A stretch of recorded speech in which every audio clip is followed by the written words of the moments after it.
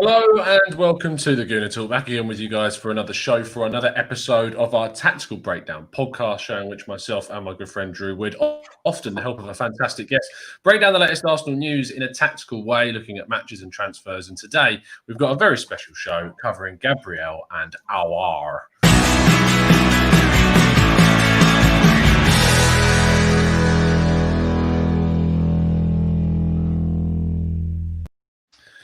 Hello, people. Drew, are you good, mate? I mean, feeling a bit under the weather, and now and now dealing with the meltdown of Ainsley Maitland-Niles probably leaving, but I'm fine. How are you? Yes, I'm good. I should say, I'll cover that now. I'm going to do a show about 5:30 talking about Ainsley Maitland-Niles. This show is fully reserved for all of Ligue stuff, so we're going to talk about good old Mainsley a little bit later on today. Speaking of Liga, we're joined by a fantastic guest who people should be more than aware of, because there is no podcast I feel this man has not been on since his debut on the Gooner Talk. Jeremy Smith, how you doing, mate? Yeah, I'm good, thanks. You? Yes, good. We were just talking off air, weren't we, about how you fear that if Saliba and Gabriel don't really surpass or meet expectations, you're going to be in for a bit of stick.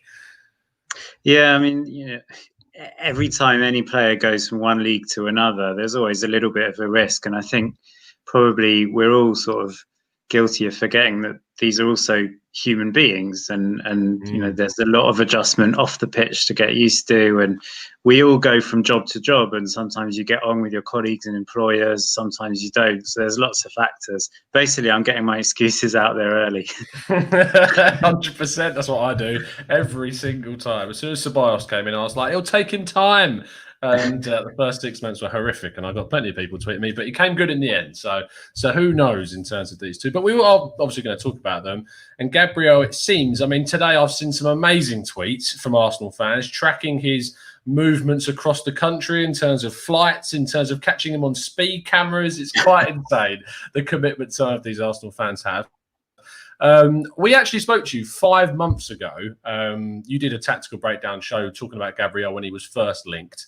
And you were very positive about the guy playing at Lille. Of course, the club which we signed Pepe from, the links between Arsenal and them have been good. And that's obviously helped us bringing in the Brazilian over the likes of Napoli and then Manchester United getting involved as well.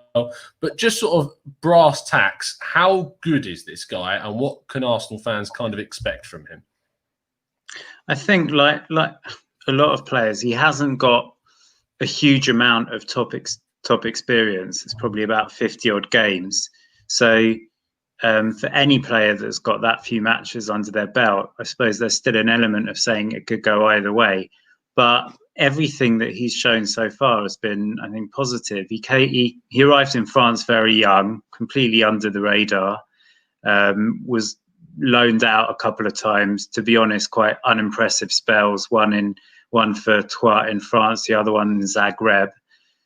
So he didn't sort of pull up any trees then. Came back into Lille, got into the team because the club captain, Soumaoro, was injured.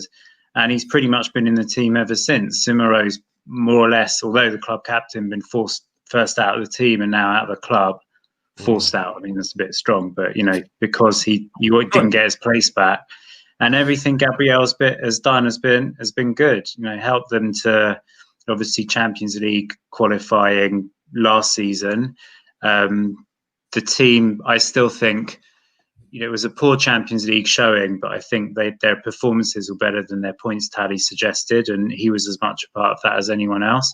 And then in a difficult sort of transitional season, after a lot of players came and went, like Pepe, for example, he was again one of their more consistent performers. So everything he's done so far, I think, has been positive and shown that it was yet another very clever signing by Lille, bringing this 19-year-old kid at the time from an unknown club in Brazil. Yeah, Arsenal have obviously got links now with these Brazilian players, signing Martinelli and David Luiz, and now we're obviously bringing in supposedly Gabriel as well. Drew, what I find really interesting, though, is kind of the position that we've gone for. I know that Arsenal need to strengthen the centre-back position, specifically that kind of left centre-back role with Marie getting injured. But I didn't think it would be this high up on Arsenal's kind of priorities. I thought midfield would be the main thing we'd go for, and we still might see that. And we're going to talk about another midfielder in a little bit. But Drew, are you kind of surprised that Arsenal have gone full force into another centre-back this summer? Maybe not necessarily. I think it was maybe a bit understated by Arteta about how much work we actually need done on the squad. Because we've got a lot of them. A lot. I mean, we do, but I don't think that most of them are going to have futures here. Obviously, Socrates is hopefully on the way out, and that's no disrespect. It's just because we just have to move on. David Luiz only has a year left. Mari picked up that injury. There's going to be questions about how Mavro gets on in the Stuttgart loan, and we don't know what's going to happen with Chambers and Holding. There's question marks over almost every single center back we have currently. So clearly, we needed center backs in, and I think if you look at someone like Gabriel, who I don't think he's going to win Ballon d'Or in his first season, unlike half our fan base, but I do think that long term, you're looking at a player who you can build with, and that's what's important. And he can come in currently and maybe perform to a level of which Arsenal are currently at, and then build as the club hopefully builds with him. And moving forward, it's a good marriage. I think people are going to ask why we needed 2 left-footed center backs in potentially, but I think if Arteta wants a left-footed center back at left center back, you need 2 of them. Do you not? If you're going to have rotation. We don't know if he's going to settle. Mario will be a decent player to bring in when he's fully fit, who can come in and do a job against certain opposition. So, you just need depth. We've lacked depth and quality for a while. So, I think it just makes sense in general, honestly. Jeremy, in terms of sort of the transition, we've seen Pepe come in and have what I would describe as an indifferent season. He isn't lit the Premier League up by any means, and he's had an okay year. He's got 18 odd goal contributions with goals and assists, and towards the end of the season, especially under Arteta, he kind of showed glimpses of the Pepe that we saw at Lille. And I always kind of put that down to the fact that Lille were very good on a counter-attacking sense, and Pepe kind of thrived in that environment. At Arsenal, it's a very possession-based side, usually, unless you're playing against the bigger sides. And so he had to take on players a lot more in the Premier League and have a lot more men in front of him when he received the ball as well. Do you think the transition for a player like Gabriel is going to be an easier transition playing the centre-back position that he does? I think so. Yeah, I think it's all about the position. Obviously, an attacking player, I think things are much more sort of varied. Whether you're playing 4-4-2, 4-3-3, 3-4-3, the centre back role isn't, I don't think, going to change massively. Whereas the onus on the forward players, especially the wide ones, I think is going to change a lot. Also, the onus on attackers, I think probably in England, there's more responsibility on attackers, and again, especially the wide ones, to come back and help their fullbacks out. Maybe in France, the sort of star attacking names, they're a little bit sort of, told, you're our attacker, preserve your energy for that. You don't need to come back and do your shift as much. Whereas a centre back, pretty much what your role is, whatever the tactics, whatever country you're in. And certainly Ligue is one of the more physical leagues, so I don't think that's going to be a huge step up. I think Premier League is sort of more high octane, non-stop, one end to another. But again, that I think affects more midfielders and possibly attackers. Again, I think you'd still expect that if any position is going to be unaffected by that kind of thing, I think it probably is centre back. So I still think there will be an adjustment, but certainly nowhere near as much as Pepe has had to go through this year.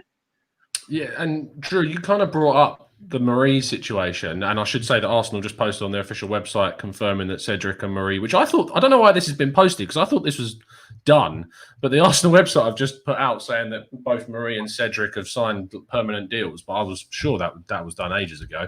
But the Marie thing's an odd one, and you brought up bringing in 2 left-footed centre-backs.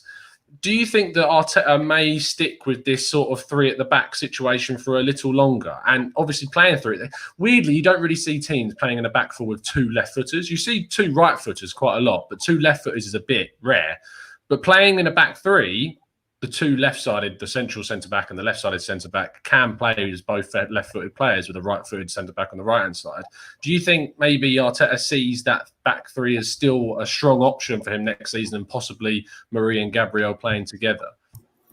I mean, maybe. I think Arteta's shown that he's willing to change things up on the day depending, so I don't think we're well shot of playing a back 3. I think there's going to be times next season where we will. Depending on who the opposition is. But more importantly, again, it's just depth. So when Mari is fit, if you have Mari and Gabriel as your left center backs, and then say David Luiz and Saliba as your right center backs, or Mustafi, whoever it might be, just right behind Luiz, there's your depth right there. So you're looking at maybe 5 or 6 center backs at the club currently. It gives you that depth to be able to play a back three consistently if you would like to, but it also gives you options just to deal with things like injuries. And we've seen, as Arsenal fans, more than quite a few other clubs, about how injuries can railroad certain things. So I don't think it's too weird, but I think it does give us options. And I think that's something that, modern managers want. As much as they'll have their own tactical ethos at the club, they're going to want to be more flexible. I think Arteta's shown that he wants to remain that way, and it's an important trait to have, and I'm one that really supports it. So I don't know if we're going to stick with a back three regularly. I don't think a back three suits some of our forward-thinking players, certainly. So I think you have to strike the balance. But I do think that it's not out of the question that we will see a back three at some point next season, for sure. Yeah, I still think it's. I think actually you might even see it from the off in a weird way. I think you still could see the likes of David Luiz and Saliba playing. If he does play Saliba, there is a kind of a sense that you want to be able to bed these centre backs in and not put too much pressure. And by playing a back three, you do alleviate some of that. Although playing next to David Luiz may counter that slightly as a young player, knowing you've got to play next to someone that he's got a few errors in his game. And that's kind of the last question that I'll bring up on Gabriel, Jeremy, is kind of the partnership for the future is looked as Saliba and Gabriel being Arsenal's future centre-back pairing. You talked when we did the tactical breakdown on Saliba, and you said that you felt that he needed an experienced, solid left-sided centre-back next to him. That's where I kind of don't see it happening immediately and then both being bedded in gradually. But in the long term, do you see that as a successful partnership? Yeah, I mean, I can't remember when we spoke about Saliba, but for a lot of the season, this season, he's played alongside Fofana, who is sort of a year older, but in a way his junior in terms of experience and certainly sort of, sort of newspaper inches. And he's still a very good centre-back. I mean, I wouldn't have been surprised if you'd made a move for him as well. So I think Saliba has proved he doesn't need a 34-year-old Loic Perrin next to him. Gabriel, I mean, arguably you could say he's sort of more unproven as the senior partner because most of the time he's played alongside Jose Font, who's been excellent in sort of, Indian summer of his career at Lille. So, I know he had a mare yesterday, but you just look at what someone like Mbappe has achieved. And, if you're good enough and you've got the right temperament, it doesn't really matter what age you are. So I think they've both got the ability and the temperament that there's no reason at all why they can't play together and why they can't start playing together from the off. I mean, obviously, it's not an age thing, but bringing in two players totally new to the club and totally new to the league at the same time carries risks with it, whether they're sort of 19, 22 or 27, 28, I guess. But again, they've both got the talent, the ability, the temperament. I think they've both shown sort of leadership qualities in their teams already as well to show that there's no reason why they can't sort of complement each other and just walk straight into the team. For sure. Looking into the chat box and some of the guys that you say, and Archie's saying that he doesn't really understand why people are leaving Saliba out because he said that he wants to start straight away as well, as any player would, really. If you're coming into a new team, you want to be playing as soon as possible. Matt Gray agrees. He says, I say play Gabriel and Saliba. People are worried that they'll make mistakes, but our current centre-backs make mistakes, which is a completely fair point. And I kind of suppose that if you're going to have these players make mistakes, you want them to happen earlier on, I suppose, so they can learn from them and learn from those mistakes and improve. And if they come in, say, a year down the line, or they're bedded in slowly and they're continuously making the mistakes and not being given the chance by regular game time to improve on them, arguably that's having a more detrimental effect. Christian says playing Gabriel and Saliba, but with an experienced centre-back between them. What about that? And obviously, Drew, we kind of talked about the idea of playing either Marie or maybe David Luiz in the back three, and we thought that was an option. But just to kind of finish off this section, of Gabriel and Saliba, which of those two do you expect to see more of this season? Oh, man. Did you have to ask? I mean, yeah. It really is quite tricky. I do think that maybe from the off you'll see Gabriel more because because Mari's injured. He's gonna be the only left-footed center back we have. So I think he might actually end up starting the first league match of the season. He might not play that the weekend, but I think you'll see him on match day 1. I don't know if he can with the quarantine rules. Yeah, exactly. I don't even think he can. Even if he could, I don't think he would, regardless of that. Regardless of rules or not, I just don't see it. Yeah, I think he'll be in the starting 11 on match day 1. Moving forward, this weekend, out of interest, do you think we could see him play? I think we could see Saliba starting because I don't think we'll see him start this season. I do think that a lot of youngsters. Having someone like David Luiz, and who is a compatriot of Gabriel's, maybe taking him under his wing. And I know people make a lot of David Luiz makes mistakes, so you don't want him getting into the ear of a young player, but all footballers make mistakes. It doesn't really matter. And David Luiz, it's been documented heavily by everyone at the club that he has been brilliant with they've been brilliant with the younger players. Someone like Gabriel can look up to him because they're both Brazilian, because David Luiz has an enormous amount of experience. He's also played in France and came back to the Premier League, so he can offer some pretty credible advice. So I do think you might see that pairing on match day 1. I think you'll see Gabriel, Luiz, and then moving forward, it depends. If Saliba keeps impressing, you might, and because Luiz only has 1 year left, you might see a slower transition to maybe Gabriel Saliba as the partnership, depending on how the season goes. It just, again, I don't really know, but there's options again. So you'll see a bunch of different pairings, I think. But I think long term, by the start of next season, not this coming one, but next one, I think you might just see Gabriel Saliba as the first choice pairing moving forward. So. Yeah. Let's go on to the second section then, and talk about a player that is less likely to join than Gabriel, exponentially less likely, I suppose. But there's rumours that Arsenal have kind of got a head start on negotiations with Edu, really keen to sign Auoar, who, Jeremy, I've been told many times I'm one of the only people to pronounce his name correctly. So feel free to prove them all wrong, but you're nodding away. In terms of this guy, I saw a lot of him this season in terms of the Champions League and playing for Lyon. I've not seen him play too much for Lyon in Ligue. I genuinely didn't know too much about him before this season. You came on the other week to do a little piece on him for the Tactical Breakdown show, and we broke him down statistically, and he looks really impressive. Talk to me about, because I just don't look at him as a player that Arsenal I thought would ever be up there as a contender to sign him. He just seems to be that guy that was going to go to Man City or Barcelona or somewhere like that. But am I underselling Arsenal, or is it actually he is good enough to play for those massive teams? I think at his best, he's definitely good enough to play for them. I'm still not sure that he shows enough consistency. I don't think he's proved that he can do it week in, week out over a whole season. That's my only concern. But if he finds that consistency, he's a fantastic player. I'm not saying he's got... I'm just hesitating because I think it's automatically gonna start drawing comparisons with Ndombele, especially as they were teammates. But I was going to say he doesn't have a bad attitude at all, but there's some matches where he seems a little less interested than other matches. And I suppose on the good side, you can say, well, he seems up for the big matches and performs extremely well in them. But on the other side, you want him to be, doing it on a wet Tuesday evening. A temperament issue then. To be honest, I'm not sure. I feel like with Ndombele, maybe also partly because there were stories all the way going back to when he was at Amiens, even sort of question marks whether he'd even make it as a professional because of bad diet and not applying himself in training, things like that. Maybe there's a little bit more temperament issue.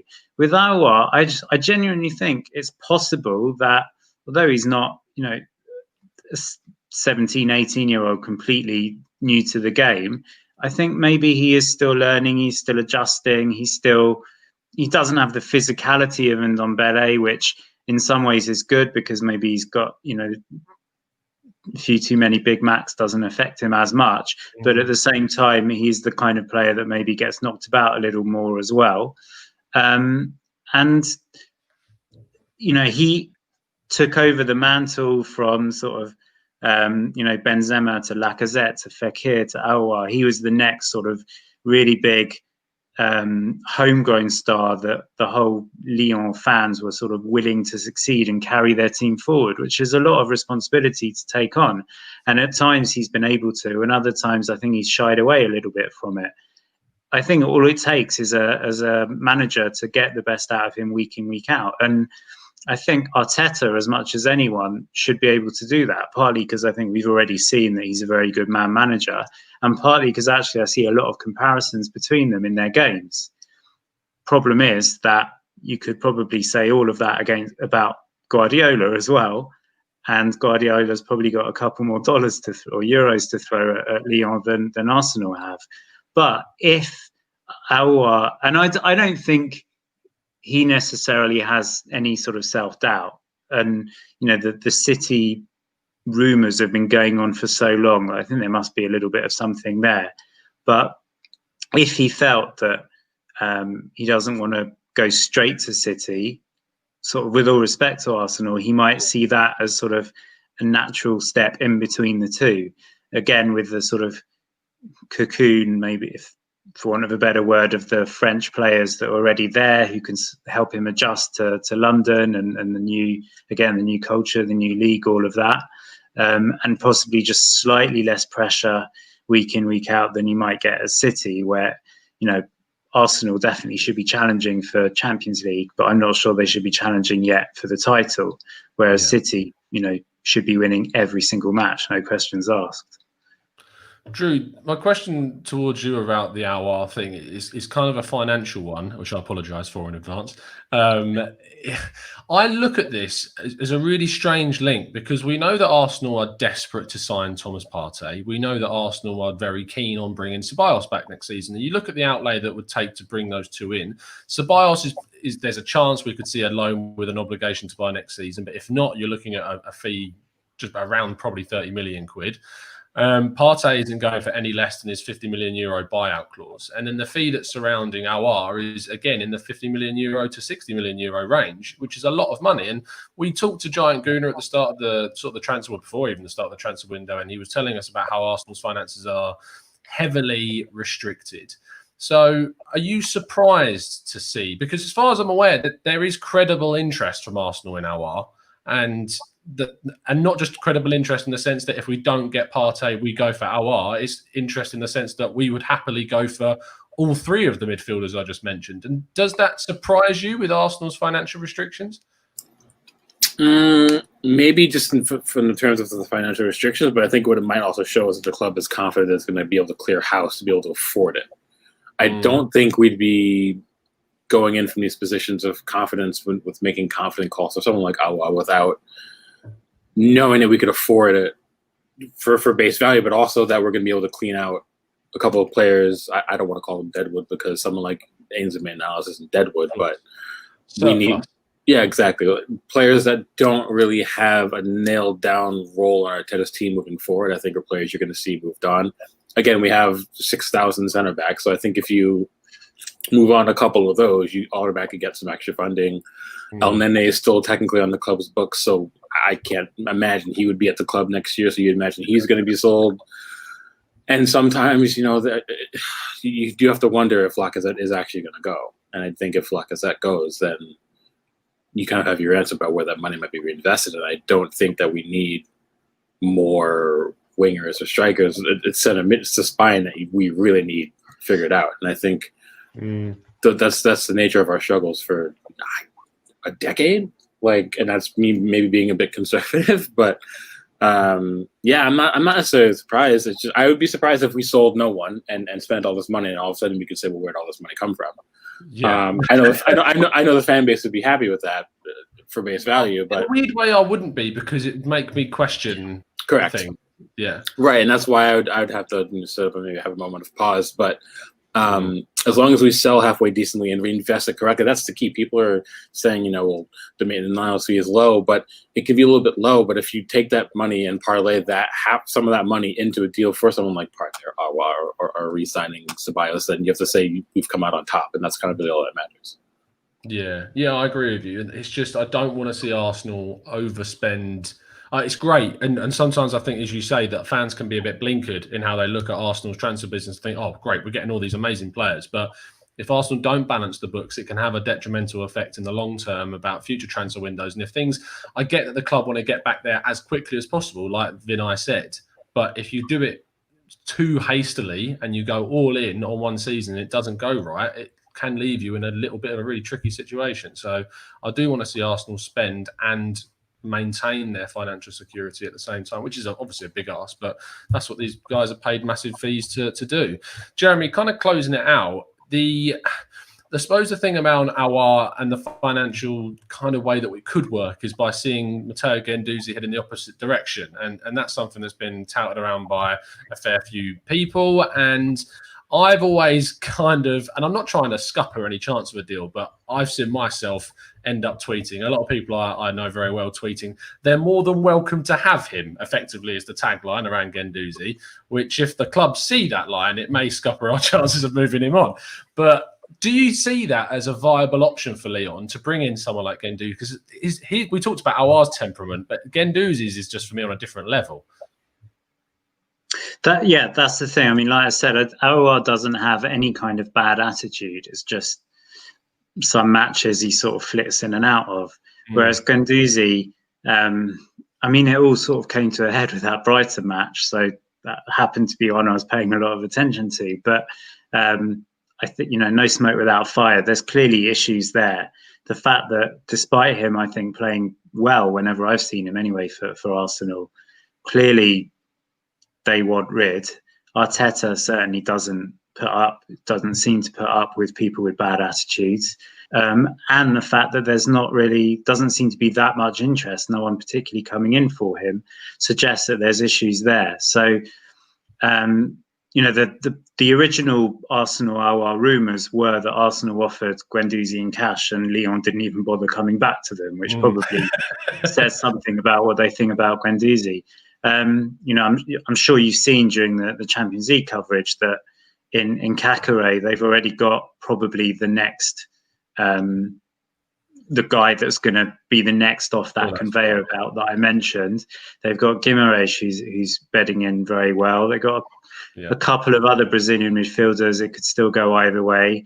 Jeffrey Adelaide, who's another who can play sort of in midfield or further forward. Cherki, who we're yet to see what exactly his very best position is. So I'm not sure that Lyon necessarily need another midfielder or need someone to come in and immediately replace Auoar anyway. So I can't see Guendouzi being any kind of sort of deal breaker one way or the other, to be honest. Yeah, it's a really strange one. No, it's fine. We're just desperate to see the back of him. A lot of people, there's some people that want to see him stay. It's just clearly not the mentality the club, or rather Arteta, wants within this team. And I don't know, it's a really tough one to sell because of those sort of kind of facts that we know about him. But if it happens, then you've got to say fair play to Arsenal's negotiation team for getting it done. Thank you, Jeremy. Really appreciate you spending your time, half an hour of your time this afternoon, talking to us about Auoar and Gabriel. And I'm going to really put you on the spot now. Give me a final prediction about Gabriel and Saliba. Who is going to turn out the more successful at Arsenal in the future, do you think? Oh, don't do that to him. What's wrong with you? You're so rude. I'm sorry. I'm tempted to say that they'll go down in history as sort of a great double act, like the great centre back pairings of the past. Saliba, just because there's been so much fuss about him for so long, but I really like the way that Gabriel has sort of very quietly gone under the radar, gone about his business, and earned a big move. Yeah, that's fair enough. I'll allow that. That's so mean of me. Thank you, Jeremy. You can check Jeremy out on Twitter at JeremySmith98. And you've got some things with the French Football Weekly side of things as well. Yeah, we've got. I think I did around 10 podcasts last week for various things. Most of them get French Football News and French Football Weekly. Hopefully tonight we'll be recording a French Football Weekly podcast, obviously mainly reviewing last night, but also a little bit of reviewing of the first weekend of the Ligue 1 season, which just took place with COVID sort of disrupting everything. But there were still a few good matches there, including Disasi for who looked like he was going to go to Arsenal for a while, making his Monaco debut, having a defensive nightmare, and then scoring one of the goals to help them back to a draw. So, yeah, lots of interest, lots of new young players to look forward to talking about in the future, no doubt. Yeah, I'm sure you'll see Jeremy Smith on the show very soon when we get linked to the next 15 French young centre-backs at some point. But yeah, it's been a pleasure speaking to Jeremy. Speak to you soon, mate. Cheers. Thanks a lot.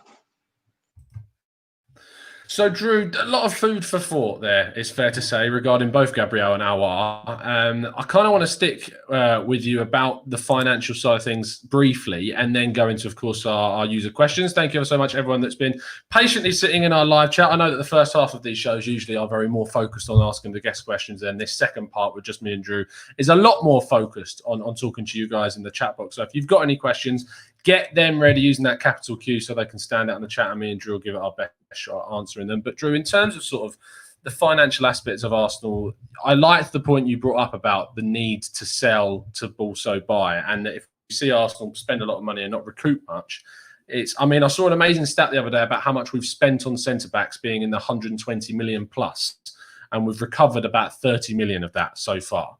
And you look at Arsenal's centre-back situation, it's no better than it was. I mean, how does that make you feel? I mean, you got to stop with these questions this morning. My job. This is what I do. How do I feel about it? I don't know. I mean, you could definitely argue that it's probably been our most patchy line of work in terms of recruitment over the last however many years. Either we've gotten it completely spot on, or it's been questionable at best. I don't think there's middle of the road. And moving forward, that has to be something we have to address. I mean, there's that old paradigm maybe that you don't go on and win major honors without having, good center backs, really. And obviously people will look at the FA Cup, but by that I mean something like, the League or Champions League or Europa League. I don't mean the FA Cup. Well, I rate the competition I'm talking about like, top of the line, like, bigger trophies that a lot of players care about more. I just kind of feel like it's tough to have feelings about it. Money is spent everywhere in the squad, but what you could argue is over the years, maybe we've not needed as much investment in other areas because we've gotten lucky in terms of the kind of players we've brought through the academy who've come into the team in midfield or further forward, or we've just recruited a lot better in those positions. Recruiting in defense, and especially center back, it can be tricky. And Jeremy brought up some good points about how it's easier to settle when you jump leagues if you're in defense. Not much changes when you're in defense normally. But I do think that it's easier to look like a better defender than you are when you're in the scenario that really is set up for you to shine. And I think that's the bigger question mark. I think that's where we have to identify players a bit better. And certainly when you look at how we're continuously transitioning into things like the deal that we saw to help with our set piece, both the coach from Brentford, I forget his name off the top of my head, and we're obviously looking more into adding statistical analysis into our recruitment policy. I think those kind of things would kind of aid in that process. So I think as a test moving forward, I think Saliba and Gabriel are going to be the first center backs you look at that we've brought in recent years to say this is going to be the proof is in the pudding if we were starting to get it right in terms of our recruitment at the back, or if we've been kind of duped again. So no, time's only going to tell, unfortunately. Yeah, I think time will tell for sure in terms of how you sort out that area and how successful these two centre-backs are as well, for sure. A few questions have been flying about in the chat box, so we're going to ask a few of those. Some of them are about you, Drew. In terms of your... Let's have a look. One from Christopher Fung. He says, is Drew not on video because he's sad about Mainsley? I kind of want to keep the Mainsley chat restricted to the show a little bit later on. So if you are around about 5:15 UK time, which is in just over an hour and a half-ish time from now, I'm going to be doing a separate show on Mainsley, so don't you worry. Question from Wax Walls says, what do you think about Tim Akinola? He looks the younger version of Partey. I assume that is what he means by partly. But he's obviously the young guy that we've signed from Huddersfield. I've not seen any of him, if I'm honest. But I did speak to David Webb, who was the former head of football operations at Huddersfield Town last year. He's now moved on from that role. But when I spoke to him the other day, he basically said he was surprised they let him go. and he thinks that he's got loads of potential. And he was really shocked, to be fair, that they did let him go. I kind of tweaked the question for you, Drew. And I wrote the article about it 2 days ago about Arsenal signing these young guys for free from other clubs. We've seen not just Tim Akinola come in, we've seen Jonathan Dinzei come in from Spurs, we've seen George Lewis and Salah Adine come in as well from Feyenoord and from Fran Larvik. So do you look at it the same way as me, that Arsenal try and going down the route of signing players young, developing them, and if they can get a better fee for them, great. If not, they might develop into players that one day go into the first team?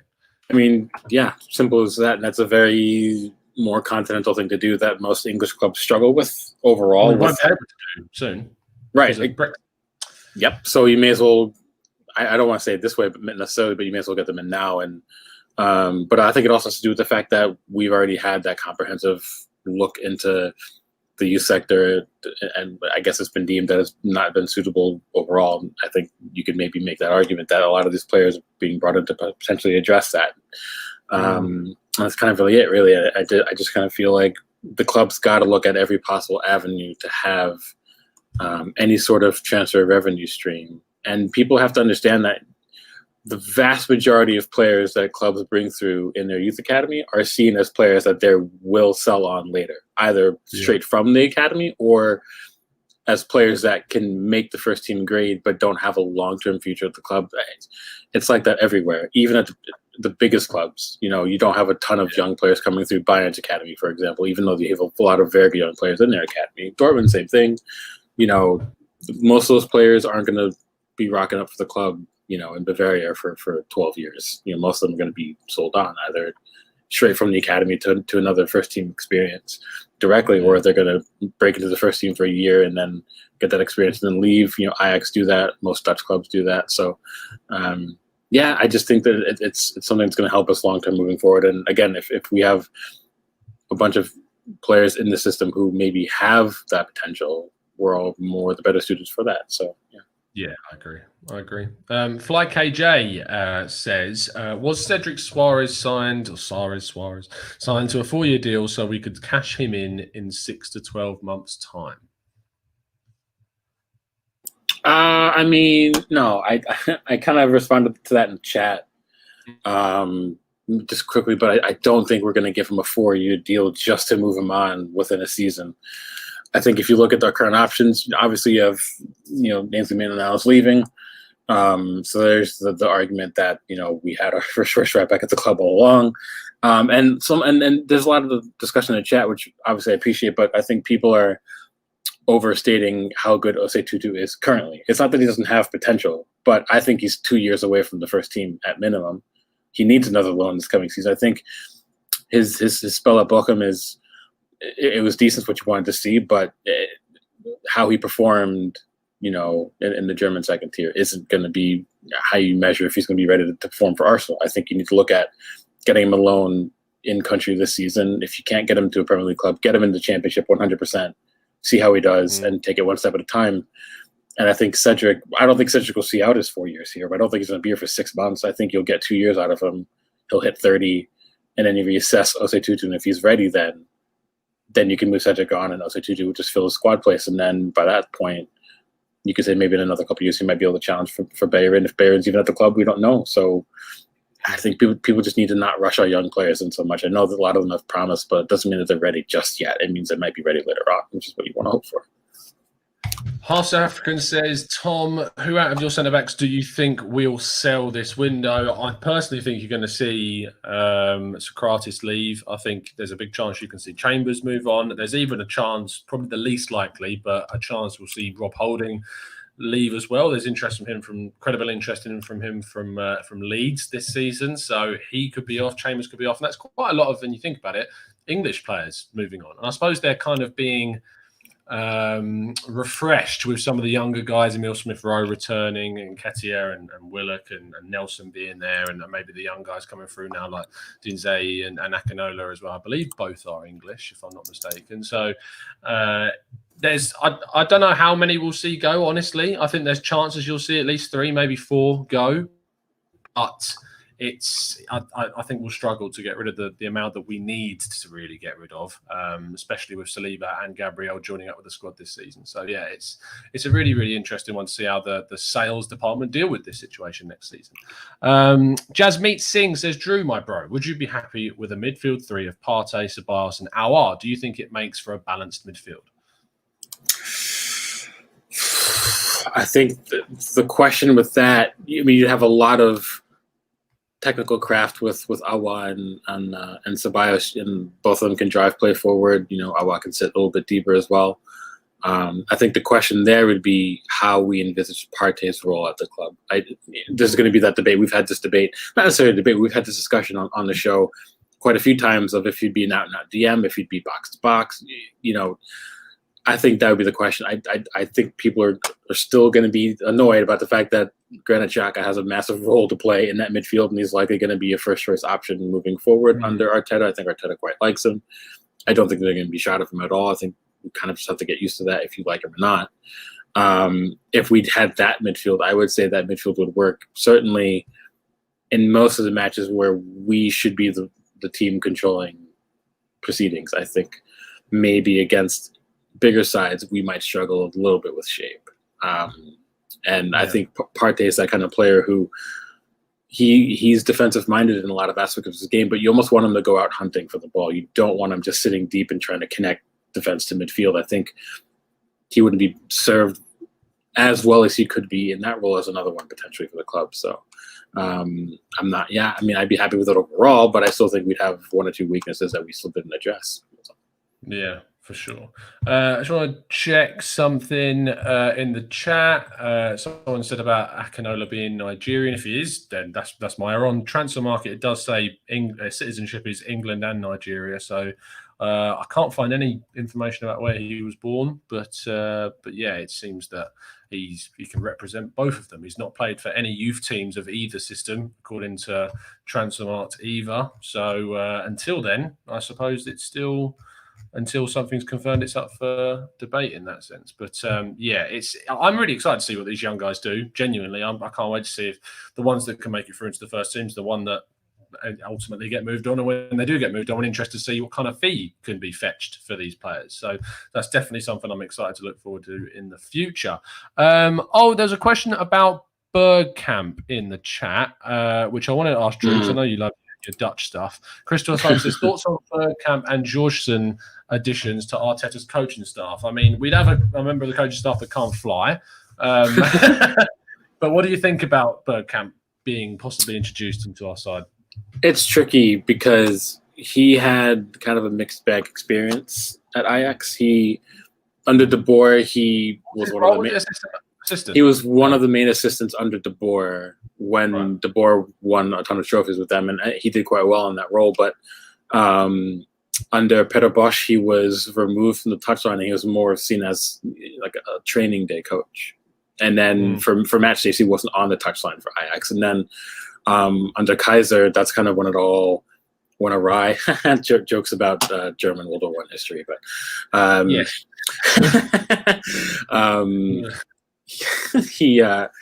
That's both he and Kaiser were being sacked, and Overmars and Van der Sar kind of got rid of the whole coaching staff because there was a lot of clash about the building job at Ajax moving forward, and they all didn't see eye to eye, so they were let go, and that's kind of routine.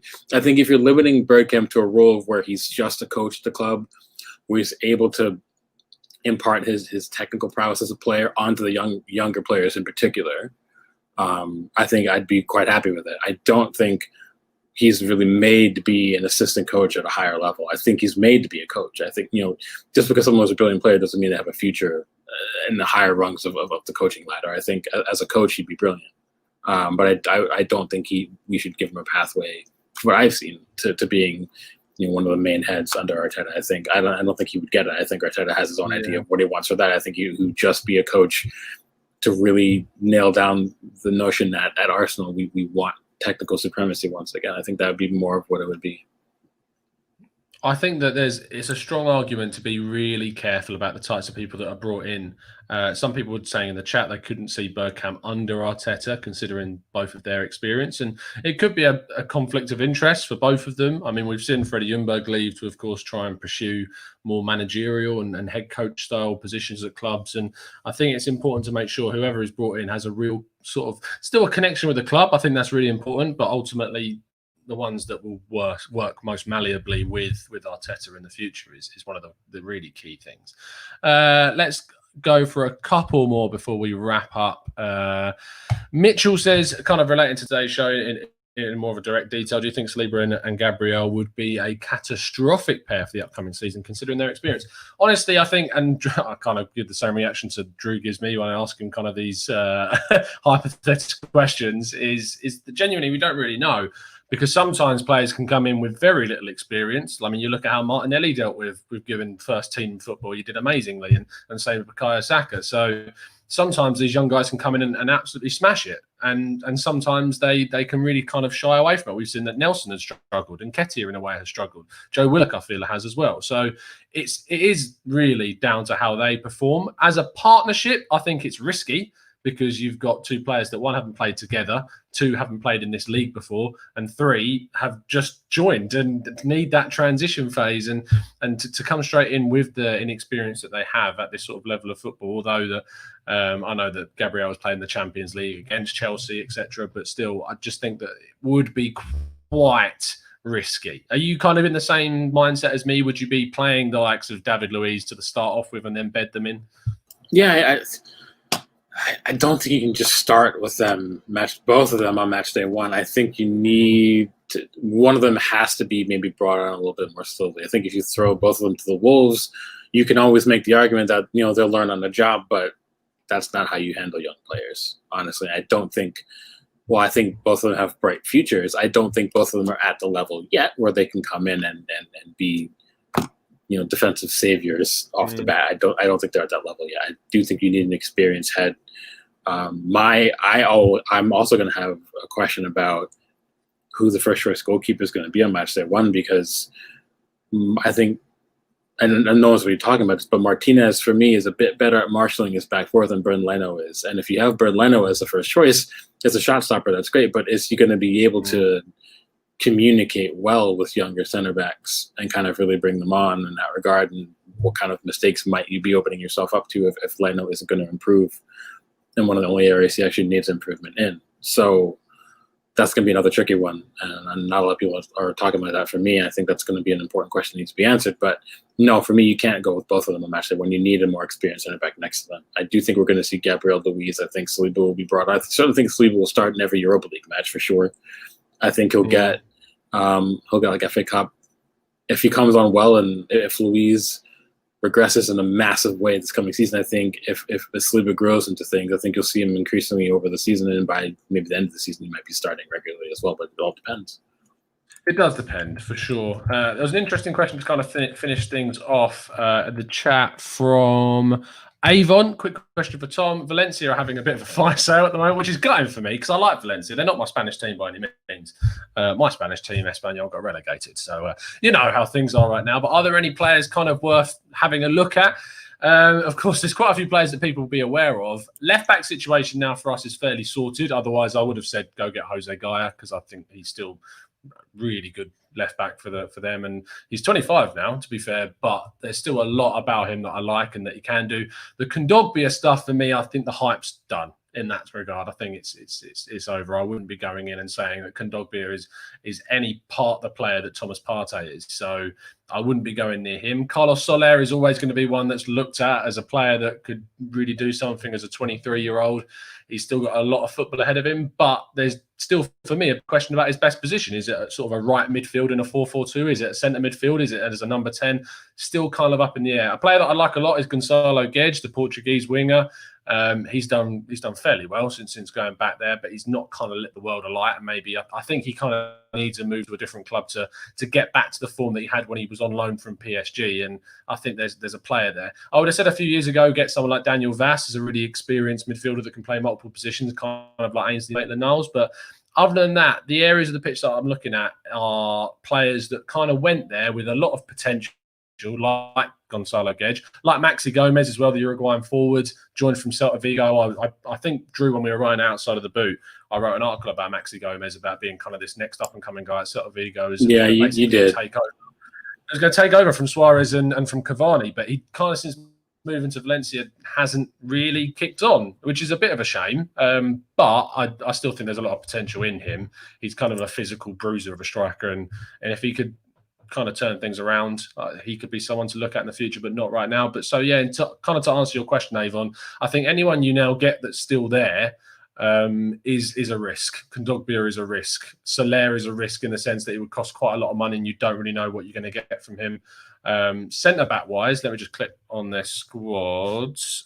Centre-back, I mean, their main starters are Gabriel, who we've already had and know what he's about. And then beyond that, you're looking at Diakabi, who's still 23 years old, scored against us, I believe, in the Emirates. Was it Diakabi that scored? I think it might have been.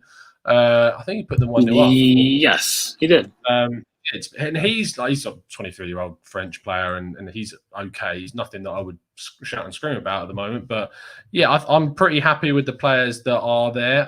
Daniel says Kang In Lee, who is of course sort of their South Korean youngster, 19 years old. He's played quite a bit, and there was some interesting stories about him, because when Ferran Torres left, who of course has now joined Manchester City in what I'm looking at as the bargain of the century for 25 million quid, there was kind of things in there about both Ferran Torres and Kang In Lee being kind of alienated in the club and looking to also move on. There's a lot of potential in him. I think South Korea is a country you look at with a lot of players that have got some really good potential coming through.